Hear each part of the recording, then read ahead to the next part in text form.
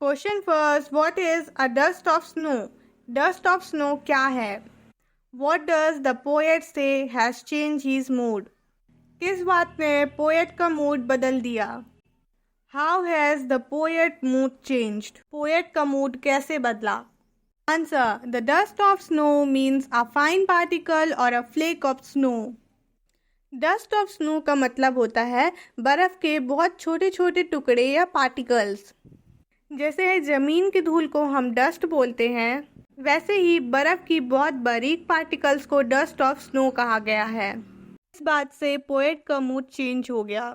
The sudden shower in the form of the dust of snow change the poets mood.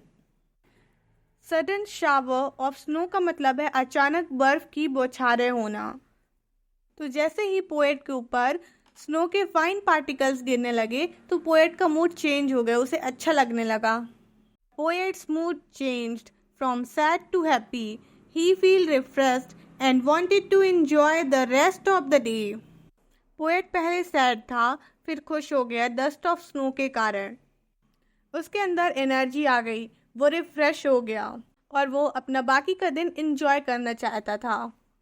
इस answer में हमें basically ये बताना है कि बर्फ के फाइन पार्टिकल्स को ही हम डस्ट ऑफ स्नो कह रहे हैं, और यही फाइन पार्टिकल्स पोएट के ऊपर गिरने लगे शावर के जैसे, तो पोएट का मूड चेंज हो गया। पहले तो पोएट सैड था, फिर हैप्पी हो गया, वो एनर्जेटिक फील करने लगा और बाकी का दिन एंजॉय करना चाहता था। Question 2, how does Frost present nature in this poem? तो रॉबर्ट फ्रॉस्ट ने, पोएट जो है हमारे, उन्होंने इस पोएम में नेचर को कैसे प्रेजेंट किया है, कैसे दिखाया है? Frost present nature in a very different manner in the poem. इस पोएम में फ्रॉस्ट ने नेचर को बहुत ही अलग तरीके से दिखाया है। The following question may help you to think of an answer. और कुछ हमें ऐसे क्वेश्चन दिए गए हैं जो कि मदद करेंगे हमें इसके आंसर को सोचने में। फर्स्ट है, what are the words that are usually named in poem? कौन से वर्ड्स के नेम हमें ज़्यादातर पोएम्स में दिखते हैं? Generally poets take the words which are known for their beauty and good quality like parrots and peacock। ज़्यादातर poets ऐसे बर्ड्स को लेते हैं जो कि अपनी सुंदर और विशेषताएं, गुड क्वालिटीज़ के लिए जाने जाते हैं, जैसे कि पैरट और peacock. Do you think crow is often mentioned in poem? क्या आपको ऐसा लगता है कौवे का अक्सर जिक्र किया जाता है पोएम्स में? No, crow is hardly mentioned in the poem. नहीं, कौवे का बहुत ही कम जिक्र होता है पोएम्स में। What image comes to your mind when you think of a crow? आपके दिमाग में क्या इमेज आता है जब आप कौवे के बारे में सोचते हैं? तो when we think of a crow, the image of a black bird with harsh voice come in our mind. जब हम कौवे के बारे में सोचते हैं तो हमारे दिमाग में पहला इमेज ये बनता है कि एक काला कलर का पक्षी है जिसकी बहुत हार्श वॉइस, बहुत कठोर आवाज है, which is believed to be a symbol of negativity, जिसे अशुभ माना जाता है। हमें इस क्वेश्चन का आंसर एक एक करके देना है। तो सबसे पहले हमने लिखा कि कुछ वर्ड्स ऐसे होते हैं जो कि सुंदर होते हैं, उनमें कुछ गुड क्वालिटीज़ होती हैं जिसके कारण उनका नाम ज़्यादातर हमें पोएम्स में देखने को मिलता है। देन नेक्स्ट हम लिखेंगे कि कौवे जैसे पक्षियों का ज़्यादातर जिक्र पोएम्स में नहीं होता है। फिर हमने कौवे के बारे में बताया कि वो काले रंग का रहता है और उसकी आवाज़ बहुत ही कठोर रहती, हार्श रहती है, जिसे अशुभ माना जाता है। Question 2 again, what is a hemlock tree? Hemlock tree क्या है? Why doesn't the poet write about more beautiful trees such as maple और एन ओक और अ पाइन? क्यों पोएट ने अच्छे और खूबसूरत पेड़ों के बारे में नहीं लिखा जैसे मेपल, ओक और pine? Answer, a hemlock tree is a poisonous plant with small white flower। Hemlock tree एक पॉइजनस प्लांट है, जहरीला पौधा है जिसमें छोटे छोटे वाइट फ्लावर्स रहते हैं।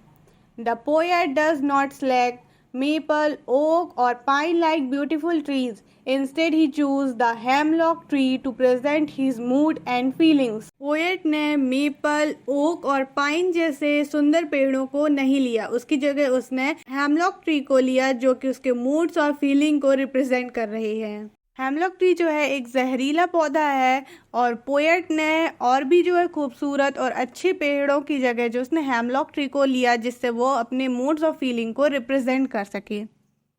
What do the crow and hemlock represent? Joy और sorrow?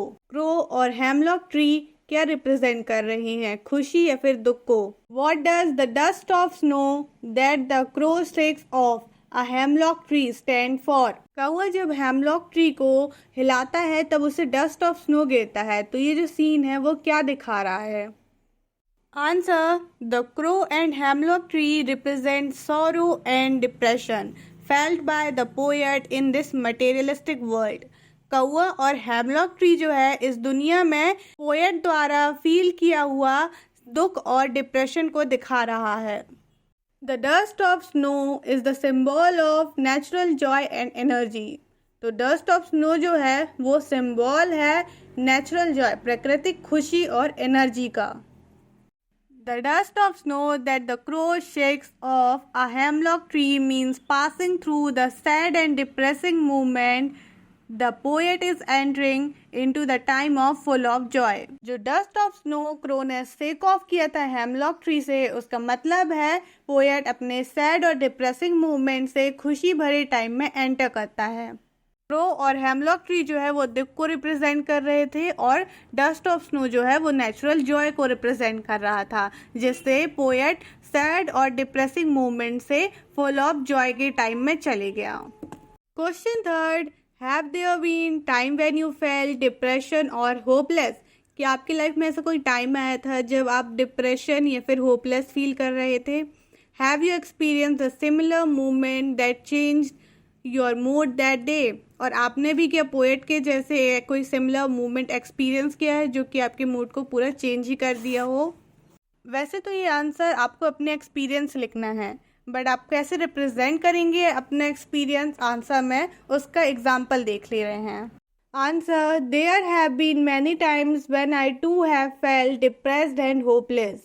ऐसा कई बार हुआ है कि हम डिप्रेस्ड और होपलेस फील करते हैं। I sometime get upset by the selfish behaviour and attitude of people and sometime due to my own behaviour. हम कभी दूसरों के मतलबी बिहेवियर और नज़रिए से परेशान हो जाते हैं और कभी खुद के ही बिहेवियर से खुद को हर्ट कर लेते हैं।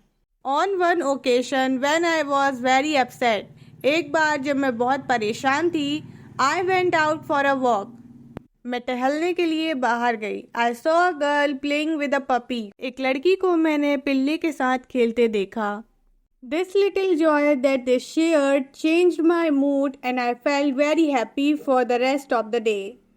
I also join the two and play with them. इस छोटी सी खुशी ने मेरा मूड बदल दिया और मैं पूरे दिन खुश रही। मैं भी उनके साथ शामिल हो गई और उनके साथ खेलने लगी। तो क्वेश्चन आंसर कंप्लीट हो चुका है। इस पोएम का एक्सप्लेनेशन और इम्पोर्टेंट MCQs के वीडियो का लिंक आपको डिस्क्रिप्शन में मिल जाएगा। So thank you for watching, do like, subscribe, share and keep supporting.